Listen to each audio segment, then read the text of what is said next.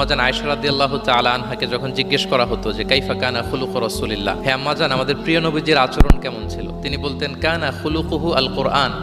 রাসূল সাল্লাল্লাহু আলাইহি ওয়াসাল্লামের আচরণ ছিল কোরআনের আচরণ, মানে পুরো কোরআনে থিওরিটিক্যালি যা বলা আছে আমাদের প্রিয় নবীজির জীবনে প্র্যাকটিক্যালি সেটা করে দেখানো আছে। তিনি যখন মদিনার রাস্তা দিয়ে হেঁটে যেতেন, as if a living Quran is walking on the street, মনে হতো একটা জীবন্ত কোরআন মদিনার রাস্তা দিয়ে হেঁটে হেঁটে যাচ্ছে।